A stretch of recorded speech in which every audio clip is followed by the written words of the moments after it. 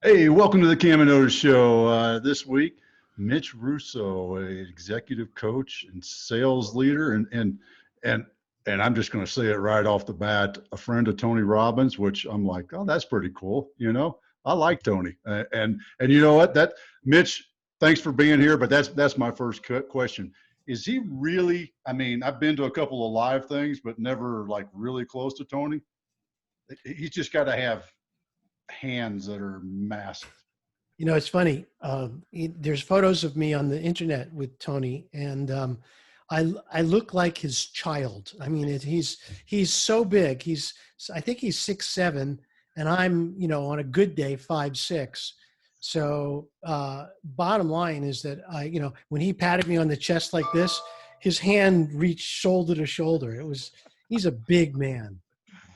Oh, that's awesome. That's Yeah. awesome. It must be a heck of a fun experience to work with him because he just seems like one of those guys that's like game on. There's no falsitude when he's on stage, is there? Nope, nope. He is as genuine as can be, as he is in one-on-one as he is on stage. He's just a genuine person. And that's what I love about him. I always respected him for the fact that he's just himself. And he has his own way of seeing life, which I think is very powerful. And that's what he shares with folks. And most people want to hear what he has to say when it comes to Mhm. stuff like that. So I think he's the real deal. I won't say even I know he's the real deal. I think it's something with that type of job, really, the genuineness of it. I'm not sure if that's the right word there, but being genuine is what I think it takes to be successful. Because I think you see so many folks who kind of get caught up in what they maybe even what they want to be, with some falsitudes to that, or they get caught up in the persona or anything, and they can lose track of where they start and who they are, because that's generally what the diamond in the rough is who you actually are, and being genuine to that. And I Yep. think that's why he winds up being so successful, among many other reasons, of course. Of course, but you're right. It's all part of it. So, Mitch, I want to ask you. You've helped a lot of CEOs in your career, your business. You got a favorite story that you go, kind of your go to, or one that you would tell over a beer or a glass of wine or a root beer or whatever. Well, I have clients of all walks of life, with businesses of all sizes. I used to work with people who were kind of just starting out. I don't really do that anymore, mostly because I don't think it's financially feasible for most people to work with me unless they're already in the process of being in business.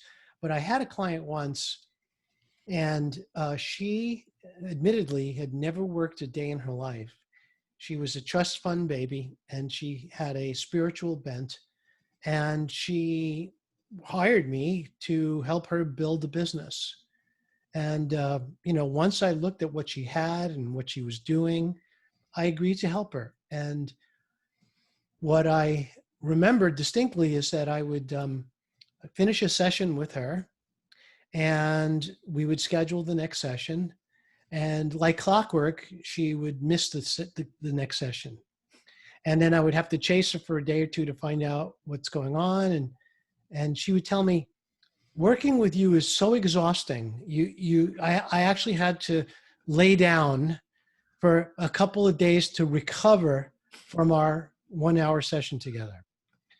And, that reminded me of the fact that, I do push people hard, because it's their money and I want them to get a lot of value out of the time we spend together.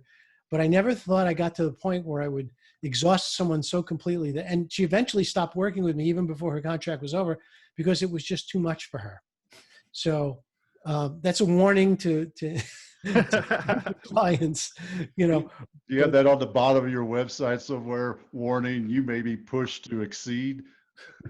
to exceed even your own expectations. That's right. There we I go. should though, but no, I've had clients. One client in particular built a $50 million company, hired me to help him conceptualize and design the business model for his next company. And we did that, and that turned out to be a major success for him. And So, I mean, it's really all walks of life. I have a high-end program where I build certification systems for folks who have a large audience and people who have a lot of great clients and great intellectual property and want to build a certified coach organization. I do that. And I'm always surprised by the people who come to me with their idea of what they want to create certification for. My latest certification client, who we just finished building their program, is actually in an interesting space. They go into people's homes and they sell everything in that person's home should they be downsizing or if a loved one passes away. And we created basically an entire team of certified partners who do all the work on the ground. And so I never would have imagined that certification would fit that model. And I needed a client to show me that it would, which was great. So those kind of great things happen all the time. I love it. That's really cool and exciting to think, you've got this program and you kind of have this is sort of the model, and then somebody comes in from over here and it's like, oh wow. that makes it a lot of fun, doesn't it? It sure does. I mean, the bounce question from that, I think, and this may be, is that the strangest certification you've done, or the most off the wall? I don't know, strange, off the wall. Well, I'll let you phrase it. Sure. I mean, my more traditional certification is for SaaS companies, software companies, coaching companies, training companies. Those are typical. But, when a real estate company comes to me and wants to buy certification, I say, okay, tell me why. And so we just built a certification program for a real estate training firm out of Canada. So, again, it really doesn't matter. I had one guy who we were in discussions to build his certification program. And he has a medical device company for dentists. So he invented this thing that only dentists can install in a person's mouth, but it cuts the time of braces by 60%. And only dentists can install it, but he has to certify them before they can. So certification has a lot of applications all over the business community. So it's kind of a very cool way to learn about other companies. And, one of my joys is learning new business models. I've learned so many. I've helped people in hundreds of industries, thousands of clients across the world. And, whenever I can find a new business model to study, I get very excited. Mm-hmm. I think same way. I'm the same way on my clients. It's like, oh, cool. So how are you doing that? Or when you go, I volunteer, used to do it a lot, not quite so much anymore with the Rona, but, when you go volunteer at some startup pitch night or something like that, and you hear that business model, it's like, wow, that's kind of cool. Or cool, right? And I don't understand how you're going to make a nickel out of that. But you don't say that to them. No, we don't want to say that.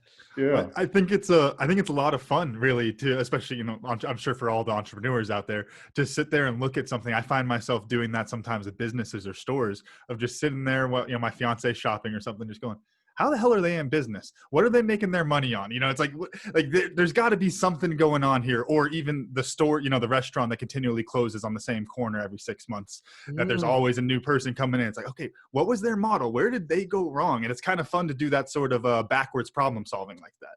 I love it. I totally agree. It seems like that's also the backwards problem solving is really what it's like in the space you were just talking about, as far as putting together the certification programs, where they really come to you with the big idea of what they think it may look like, and you have to go through the feasibility structure of getting it back to an actual certification that'll work for your side as well.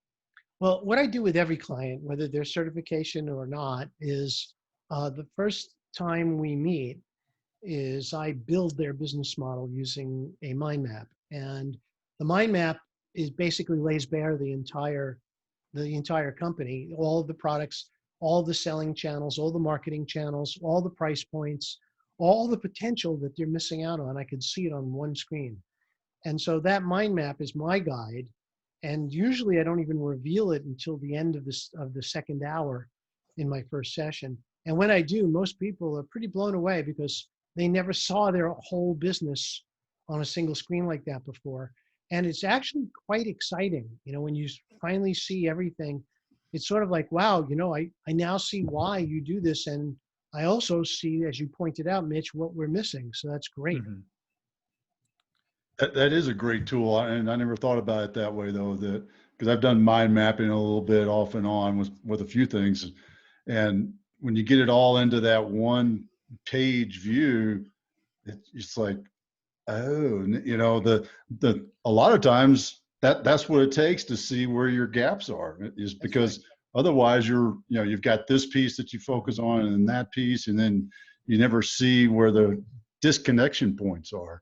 Good And point. I'll throw in another use that I've used the mind map for is I coach a lot of soon to be veterans. They're active duty service members going into the civilian workforce. Mhm. And I helped one veteran. He was all over the map, much like what you're talking about with a business. Taught him how to use the mind map, an online mind map, and he was like, wow, I just all of a sudden had clarity as I sat down to pull all this stuff together. And it was just kind of a cool moment. Mhm. It's a tool that can be used for a whole lot of things. Absolutely. I love it as a planning tool. I've used it for so long that I actually can have a conversation with someone and build it at the same time while we're speaking. So it's just a very natural way for me to document my own thinking process while we're actually working together. Mhm.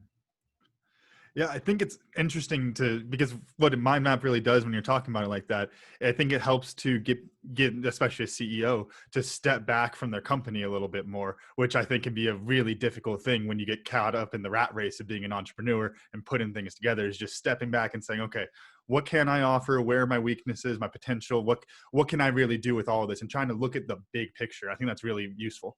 You got it. Exactly. So I'm curious, tribes, and I talk tribes quite a bit too, just uh, going back a few years into the special ops world and our tribes, and we started talking in that same sort of term. What drove you to start thinking in that sense, using tribes? Well, I had accidentally created one.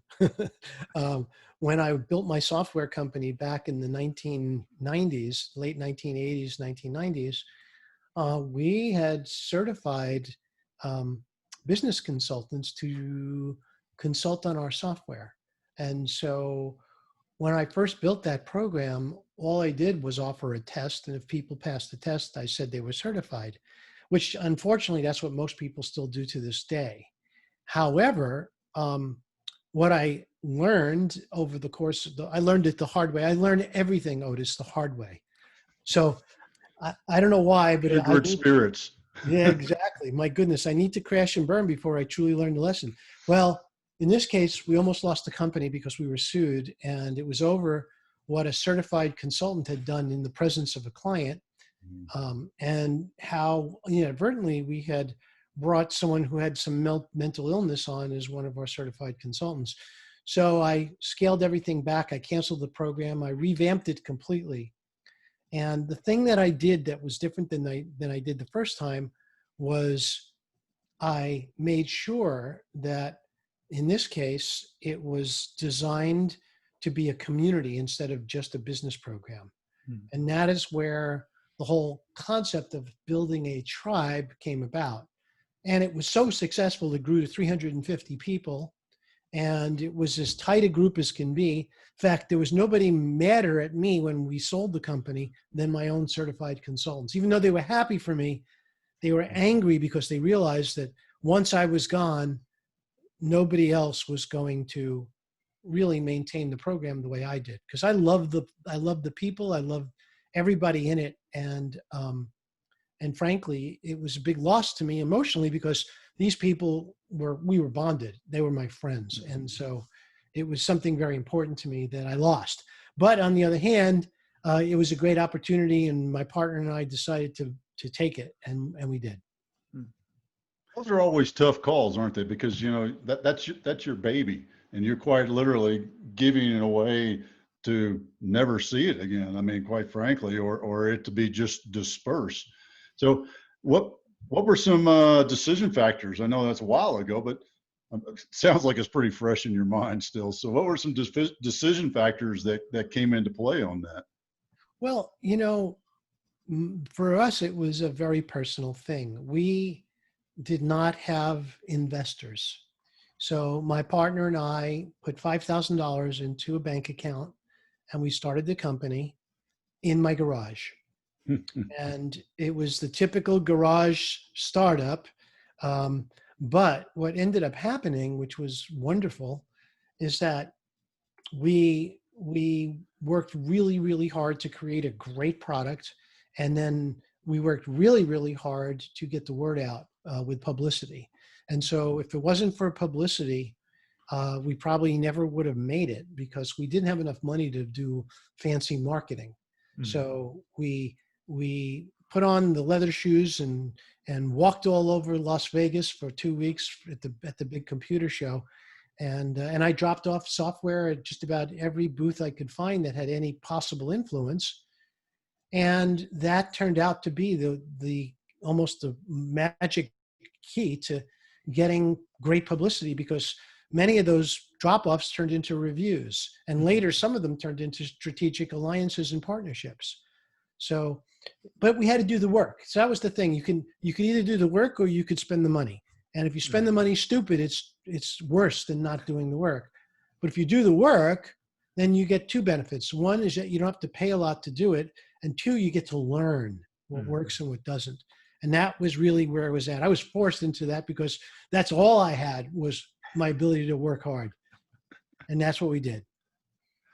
Mitch, I'd like to dive a little bit more into kind of what your process is like moving on from ventures like that, kind of in a more broad sense. Because I think this is something, I think that we've talked about on the show quite a bit over the last year. I've gone through with a few different ventures now since I graduated from college. And I always think it's really interesting to talk to somebody who's been in the entrepreneurial life a little bit longer and to kind of see what that, really grieving process is like and how you go through that.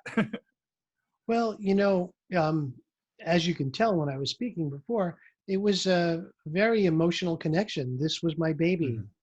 And I was very, very careful about who I sold this company to. I had arranged when my partner and I finally did decide to sell, we realized that we weren't prepared to sell.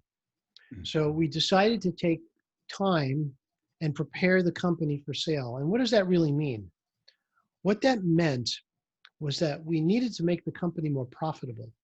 We had been running the company to avoid paying taxes by keeping the profits low. And we did that because, after all, why spend money on taxes when we can spend it on marketing? But once we made the decision to sell, we knew we needed to be extremely profitable to be attractive to a buyer. So instead of paying for all of our advertising a year in advance, like we were doing, instead of paying so many things, outright in advance, we decided to change from a cash to an accrual system, which helped a lot on our accounting side.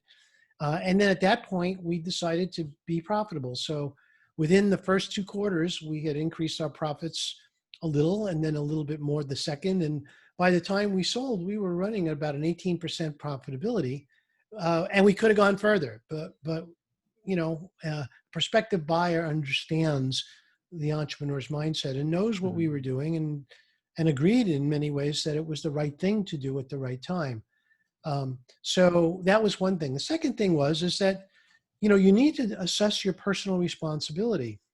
We were generating 600,000, 700,000, 800,000 a month in revenue on average, but there were months when we didn't generate that much. And there were months when we generated several million.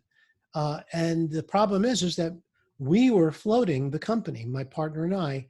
We had a bank loan for sure, but we had to take that bank loan down to zero every year, at least once a year. So with all of that, we were holding full responsibility for that debt. And so, it's okay to be several million in debt if you have assets. That's why people invest in real estate. And we had an asset, it was the company. But with a company, you just never know what's around the corner. We had struggled to transition from DOS. I don't know if you remember what DOS was. Camden, you probably Of don't. course. No clue. Yeah. Even But read it about it in his history book. exactly. Well, we had built our entire platform on DOS. Then we had built a Macintosh version, and then we needed to have a Windows version, but we didn't have one. And we struggled to basically move to a Windows environment, and that was a risk. So we solved the problem, and we did do it. But what we were doing at the time, the buyer who came along, the two buyers that came along that we set up what they, I think this might be, nowadays you shouldn't say this, but I'll say it anyway, because you'll understand it. It's called a Chinese auction. You know what that means? So we had two buyers bidding at the same time for the company. No deference to the Chinese people listening to the show. I apologize. It was not meant to be a racist statement, but that's the phrase, and that's what it means. So the bottom line is that we were in a position where we could pretty much choose who we wanted to be our new owner. And of course, we were able to create a much higher purchase price because we had two buyers. And I highly recommend that to anybody who's building and selling a company.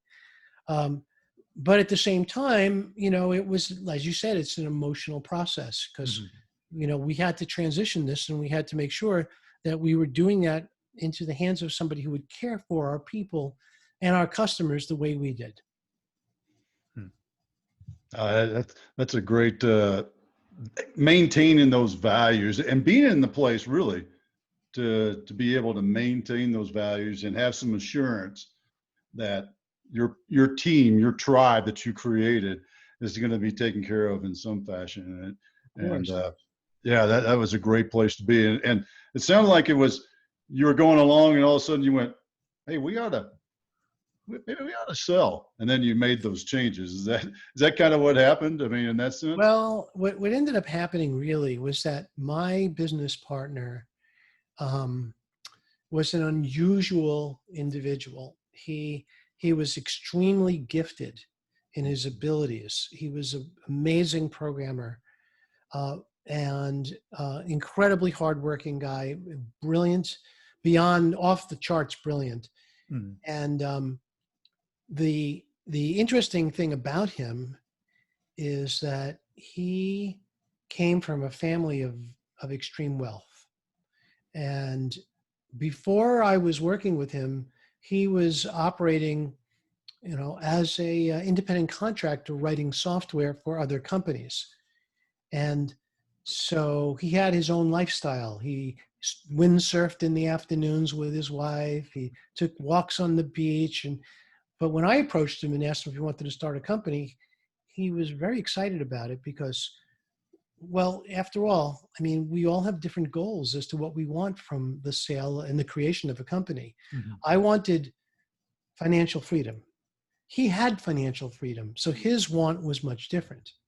And what was interesting is and I don't know, if you could identify this, or maybe people who could, growing up in a family of wealth means that you don't have as much motivation to go out and build a career. Because after all, you have all the money you could ever want. So where's that motivation come from? Well, for Neil, in his world, nobody thought he had any value, or at least I should say he didn't think he had any value to others because after all, no one cared whether he made money or not.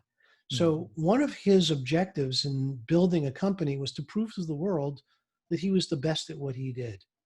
And I wanted to also help him do that. I wanted him to create that for his own family. And interestingly enough, over 200 years, his trust fund had been in existence. He was the first person ever to put money back into the trust after all those family members took from the trust year after year. So he became a hero in his own family after we sold that company. And he later became the figurehead of the company, and he now runs that company office, that family office right now. So for Neil, the rewards were much different than they were for me. He made as much money as I did for sure, but it wasn't what was important to him.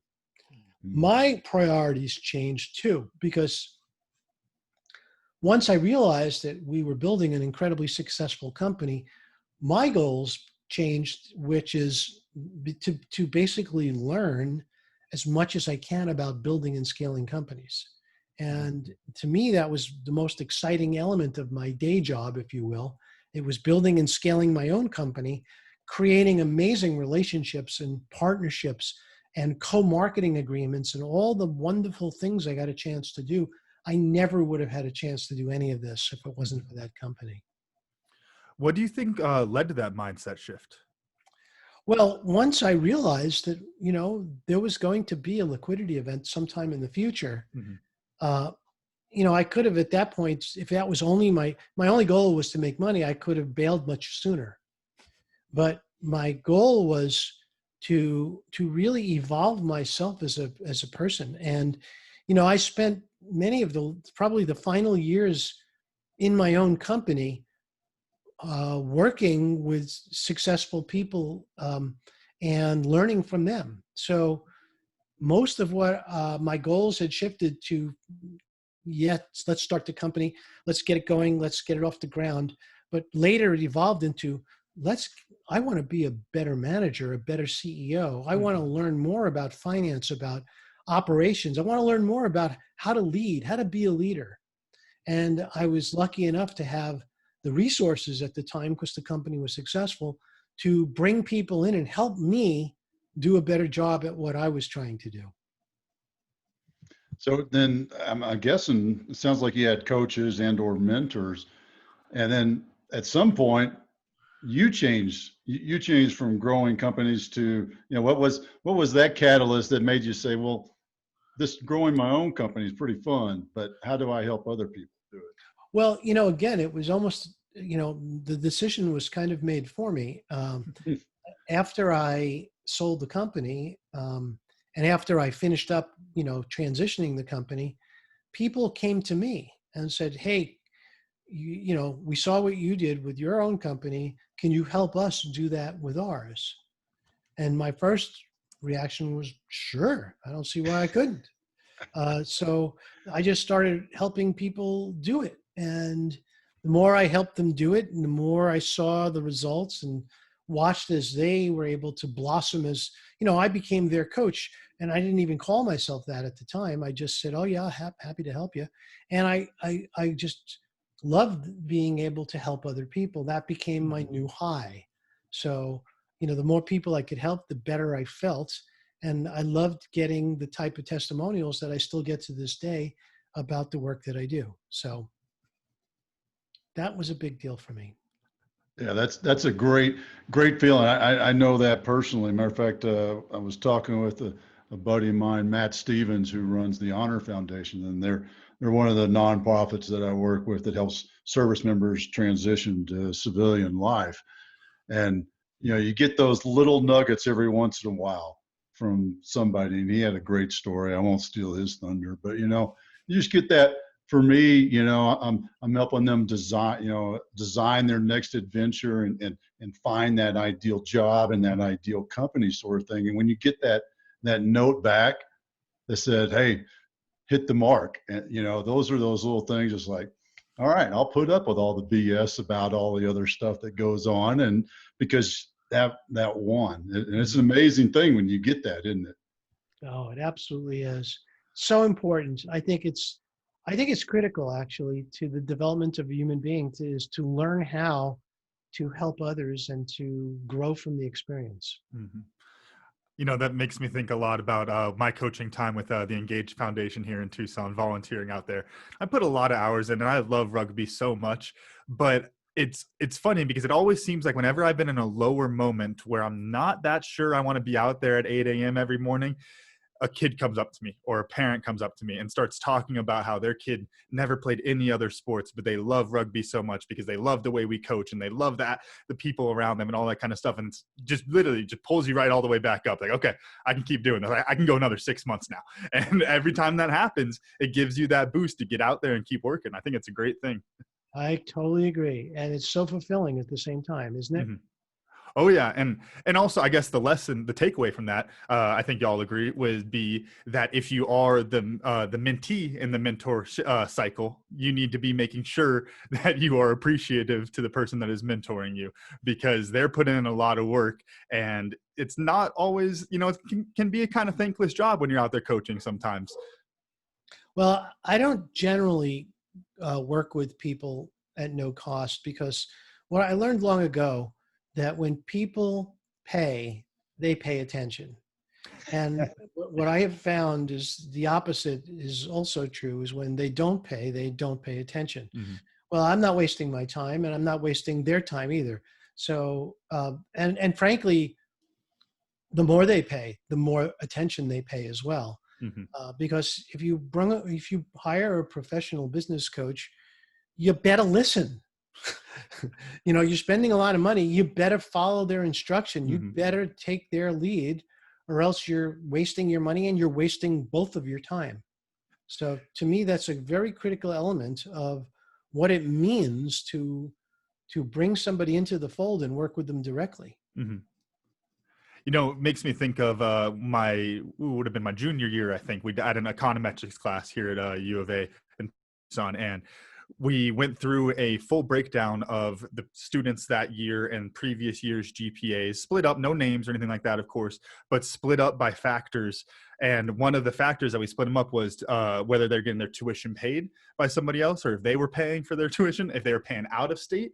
And it's funny because you would see, just like you're saying, the people who are paying out of state had better GPAs than people who are paying in state generally. And I don't think that's necessarily a knock on kids from Arizona as much as it is when you're paying twice as much money to go to the school, you're going to pay more attention.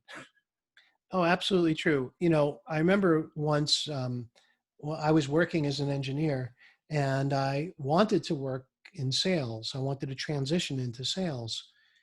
So I asked the best salesman in our entire community how he became a salesperson. And it turned out that he was a professional football player years ago. His name was Kevin Hunt. And uh, he told me over lunch, because I offered to buy him lunch to pick his brain. And his answer was very simple. He said, I went over to Dale Carnegie sales training and I took the course. And I said, great. And I had a wonderful hour chatting with him. And then I went right over to Dale Carnegie and signed up. And at the time, I want you to know, this is like 1970, maybe 79, 80. The cost was $1,500, which was a fortune to me. But I didn't care. I paid for it out of my savings, and I took that course. And I'm sitting in the room, and there's about 20 people in the room, and 6 or 7 of them was sent there by their company from Motorola. They were working at Motorola at the time. And they weren't paying attention. They were late. They didn't do the assignments. They wanted to chit chat. I had to say, shut up. I'm working. I paid for this. You didn't. So I want everything I can out of this. And that's the difference. It comes down to the same lesson over and over again. So when I decide that I am going to dedicate myself to learning something, I'm going to do whatever it takes to learn that. I have an addictive personality anyway, so I might as well put it to good use. Turning the bad or the frustrations into the good and useful, right? Exactly. That's the best way. In fact, the only way, in my opinion, to do it. So I'm curious, what's your go-to with a new client, when they come in and they say, hey, Mitch, how do I've seen your website, I've read your book. How do I have more success, or how do I get that double to the double, the geometric success that you talk about? Well, I think it always comes down to what their true purpose is. I mean, one of the things that I do with all of my clients is I don't just take what they say as the direction we should go in, is I do a little exploration first.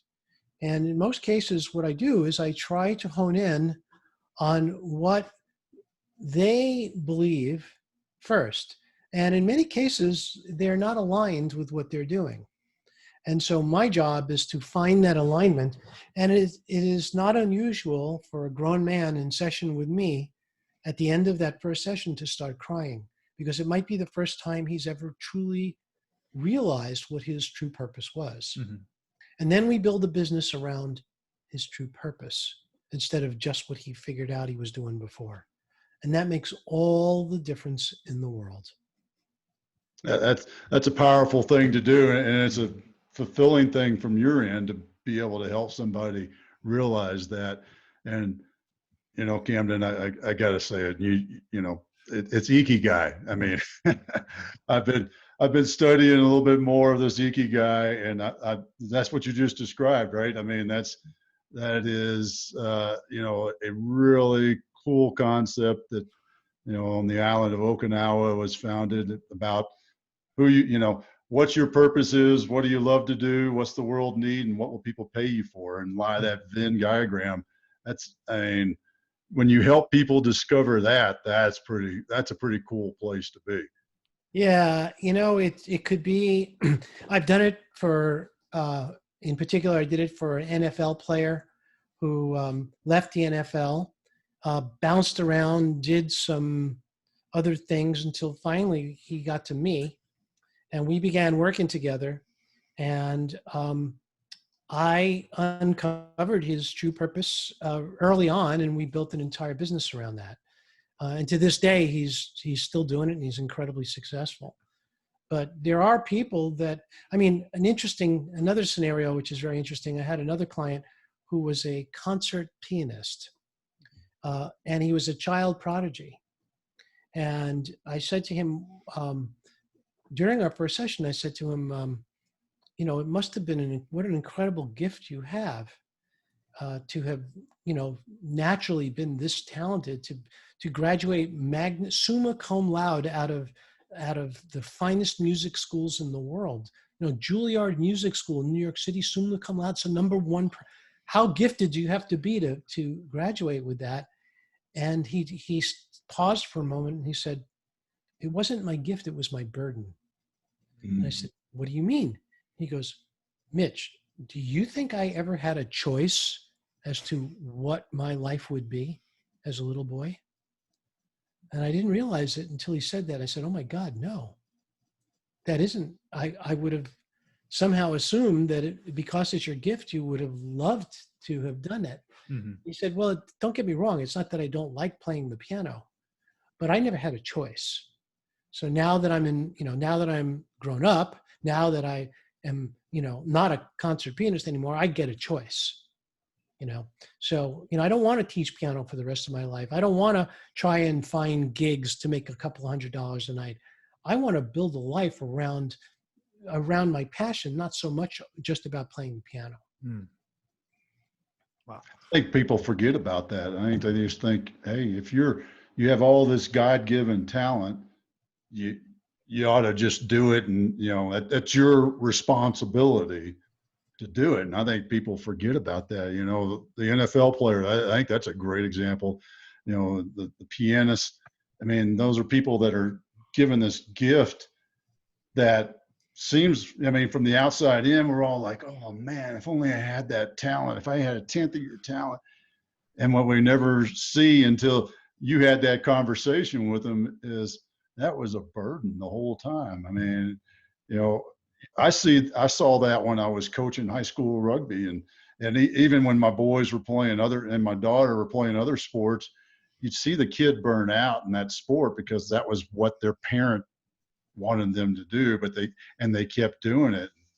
Yeah, it's an interesting perspective when you have a talent and then that talent's not fun anymore. Right. Or like you were saying, imagine you force a kid to go to medical school. They get to first year medical school, and they're there because mom and dad wanted them to be a doctor, and they paid a fortune to get them into that school, and they worked really hard to keep their grades up so that they could qualify. But then they get there and they hate the sight of blood, and they don't want to be a doctor. These are things that happen to so many people, and it's because nobody checks in with them. Like when I was raising my daughter, my entire goal for her life was that I wanted her to find something that would constantly and continuously make her happy. And that was the only consideration that I would let her have. She said, well, I want to do this. I said, well, is that what's going to make you happy? Hmm. And I knew that that would change throughout her growing up years as well. So I would move from one thing to the other. At one point it was candlepin bowling for her that made her happy, until she became the champion candlepin bowler. And she won awards and was given a banquet.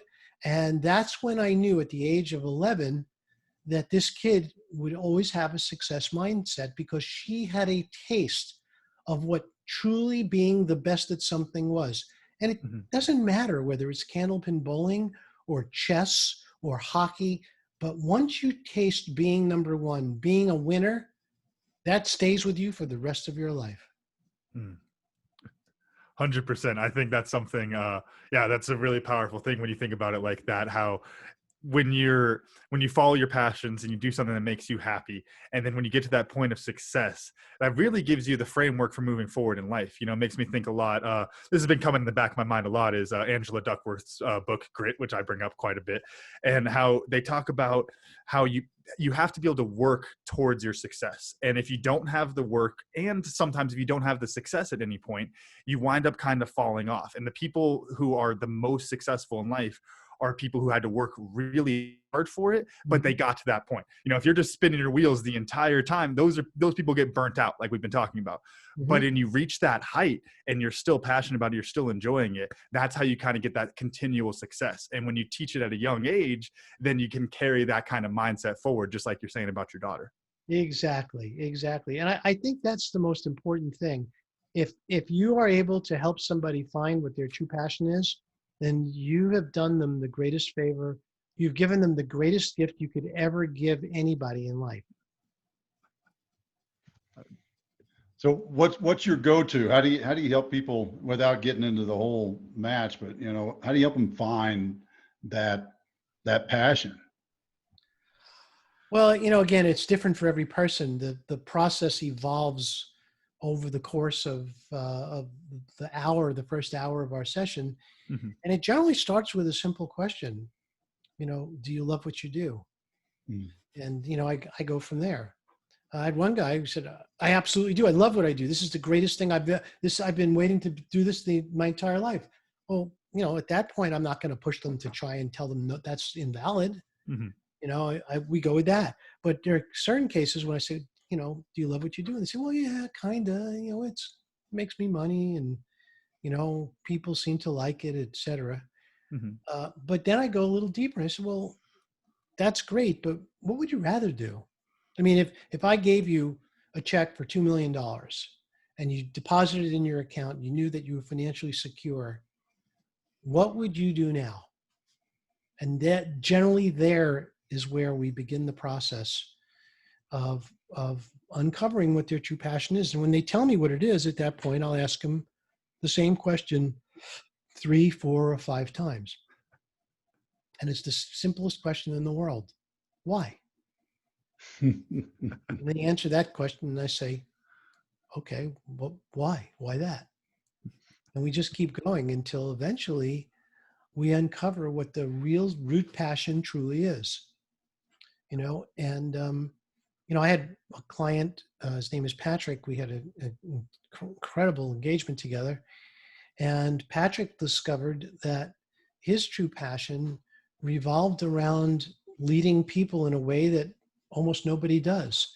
And so we built an entire program around his own leadership vision and developed intellectual property all around his natural gifts and his ability to lead. And to this day, he's now out there booking 6-figure engagements with this process that he evolved through in our very first session. So and again, for me, it's a very intuitive process as well. I don't really have a map that I use. I just ask questions. I think that's one of those things, makes me think back to, we were talking about sports and those type of things. I feel like the people who have the intuitive side of it, that's generally people who are going to be the best at it. And it's kind of comes in this funny thing where when it's intuitive like that, and you kind of have that innate or natural ability looking at things, it almost gets to the point where it can be difficult to explain how to do things. Dad, we've used the example before of one of my best friends growing up and played rugby. He's a great rugby player, but guy cannot coach to save his life, because he never had to learn how to pass a ball. He could just pass a ball. And and it's that kind of thing where when you have to go through the process and go through it more, sometimes you can wind up on the better side of coaching. Not to say, I feel like that came out as a knock on you, and I did not mean that in the slightest, Mitch, of course. It's not a problem. I mean, again, it's very personal. Mm-hmm. It is. Go ahead, Kim. I was going to say one question I wanted to ask you, because as we were talking through some of your earlier motivations and kind of, those mindset shifts that you had over the course of your career, what was the original thing that drove you towards entrepreneurship as a passion or as a job? Well, I mean, I was raised in a family where my dad struggled a lot to make a living. And then when I turned 13, when I was about to turn 14, they divorced. And then I watched them go into a bitter dispute, and I watched as my mom could barely put food on the table. And my sister and I made the same decision without telling each other unconsciously. We said, never will we be in a position to find ourselves without the ability to support ourselves and earn a living. Mm-hmm. So my sister became an attorney, and she eventually became the Superior Court judge at the state of New York. And so, and I became, an entrepreneur. I grew a company and sold it. So we both fulfilled that, and only many years later did we ever talk about it. So the initial motivation was to be secure in life financially. Mm-hmm. But then later, I mean, I had good jobs. People would have said, well, you were secure when you were an engineer. But ultimately, I knew that I was not reaching my potential. And that's why I needed to start my own business. I also turned out to be a really rotten employee. I don't listen to other people. I probably say inappropriate things and talk back. And I frankly should have been fired from most of the jobs and have been fired from some. But, the bottom line is that I really am not cut out to work for other people. Mm-hmm. So that's why I really, almost by necessity, have to work for myself. That's funny. I just think of all the different discussions going on in your head about the boss and not the boss, and that those types of things. It's always funny when you think about that. Well, I'm curious, what's next? What's the next step in your business? Well, it's interesting because I also develop software, and I have a new software program coming out for coaches. Because being a coach, I have tried to use as many of the tools as I could to make my life easier and make my client results better. But ultimately, I had to invent the coaching software that I've always wanted for myself. So that software now is in its final stages. It will be released by the end of the year. So that's one thing. The other thing is, of course, is that, I just recently began the process of releasing, free material that leads to a low-cost sales of a marketing system. Mm-hmm. And I'm doing it not because I feel like I want the money from a $27 sale. I'm doing it because I want to build a list of fans. I have a small list now, but I want to build a big list. I want people to know who I am, and I want people to be able to benefit from the content that I've created over the years. I have my website, mitchrusso.com. I have over 400 podcast episodes, articles, blog posts, and interviews. There is a master's degree in business sitting there on my website that anybody can have access to for free. Mm-hmm. So what I want to do is I want to repurpose some of that information, and I want to use it as a way of building membership sites and training programs, and that's what I'm doing. The software will supplement that. The software will help coaches in particular work with their clients, and I have an entire series of products designed for coaches that will be coming out over the course of the next several years.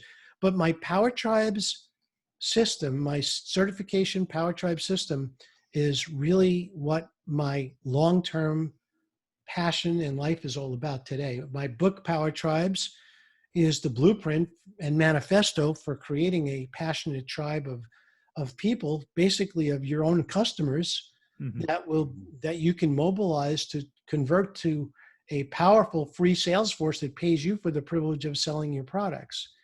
And, that program has been super successful. And, when I work with clients and they get the final result, they launch their program, generate $200,000 to $400,000. It's very gratifying to me. Yeah, I bet it is. I mean, right, somebody writes me a check for $200,000 or $400,000, I'll be pretty gratified by that. Well, how about if you did that every quarter? See, that's what certification does. And I would write many thank yous if that Yeah. happened every quarter. Yeah.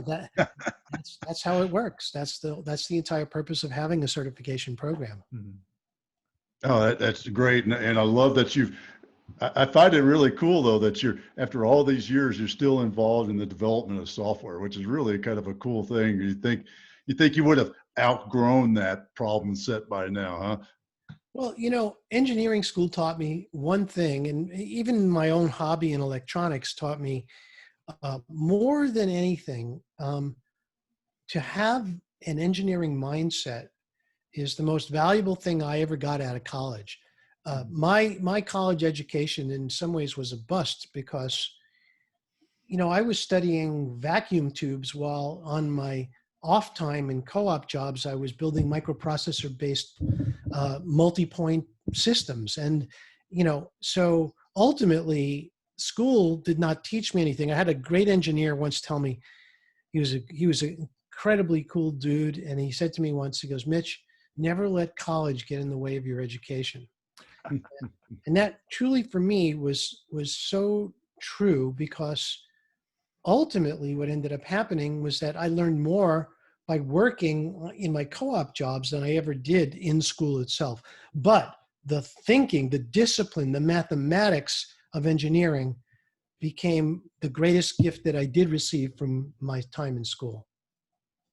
Oh, that's great. And man, we could dive down that rabbit hole for another hour. I guarantee, the whole education thing. But it's neat that put such a hard imprint in your mind. And maybe that explains, because I always tell people I got a piece of paper on the wall that says I was an engineer one time. And, I did this, I did, and although a different path than you, I went in the Army and quit being an engineer, but still had that mindset that I had, or still do, I guess I should say, of, well, how did you do that? And why does that piece go there, sort of thing. And yeah, it is a bit of a mindset. And I think that also enables us to, I think, help people, because we want to understand, well, that why you did it this way or that way, sort of thing.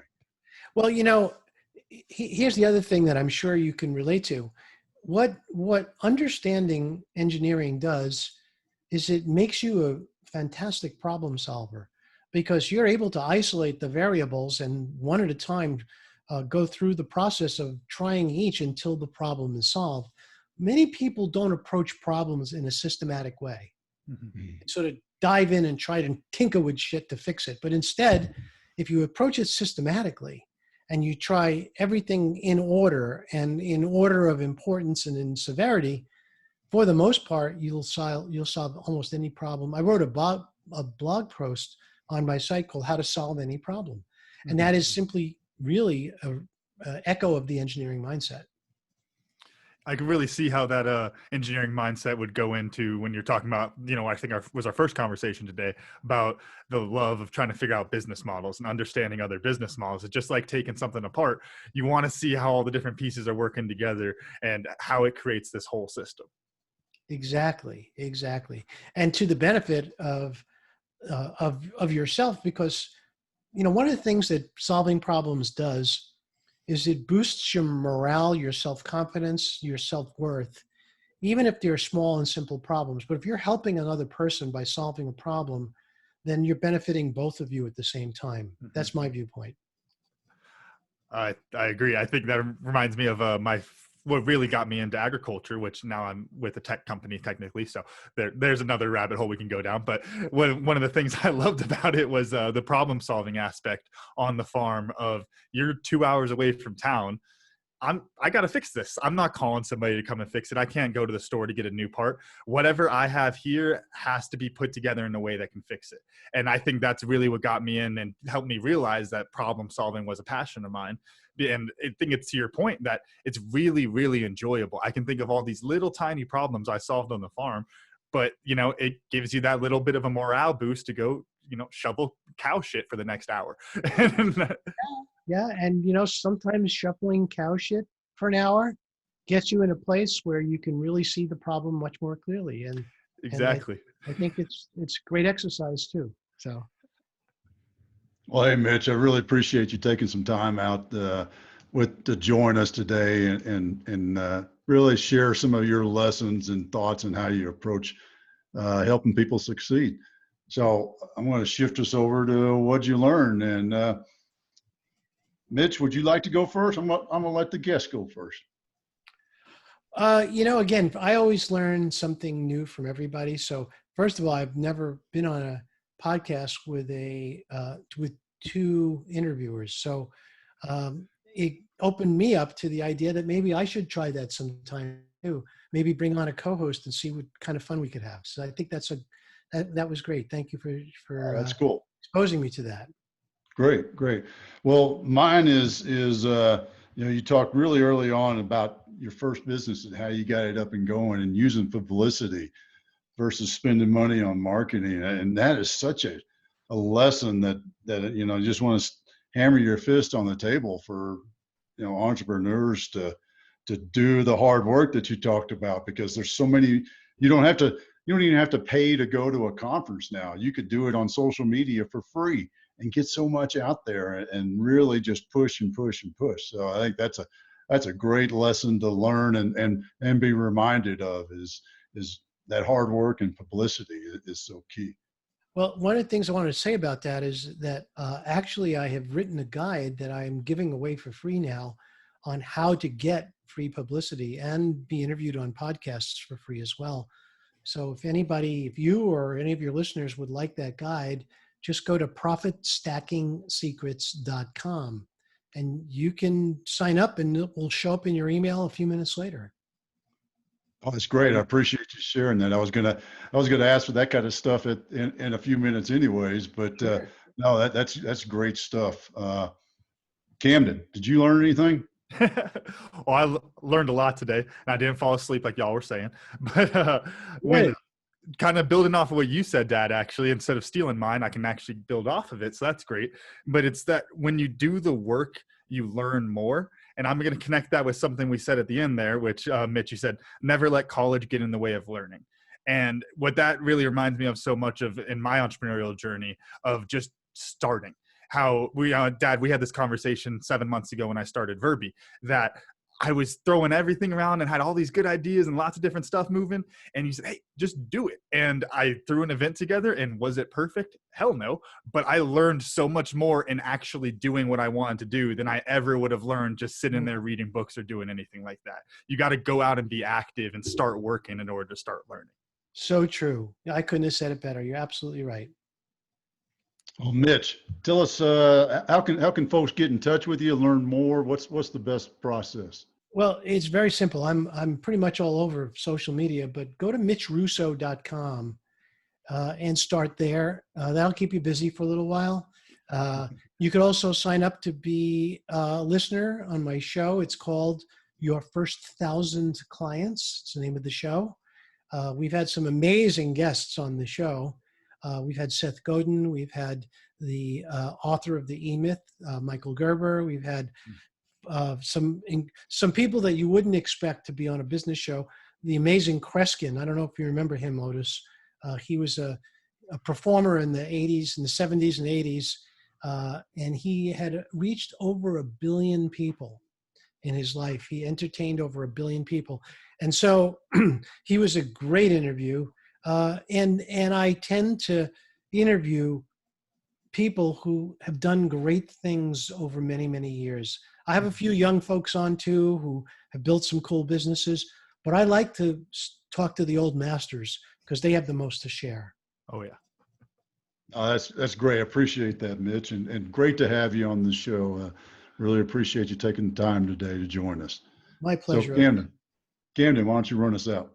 All right. Thank you all again for listening to today's show. Special thanks to Mitch Russo for joining us today, and our sponsors, MASH, Military and Athletic Strength Hemp Oil, and Verbi Virtual Events. You can check out recent episodes of The Cam and Otis Show on Spotify, Apple Podcasts, wherever you get your podcasts, and check out a full archive at thecamandotishow.buzzsprout.com.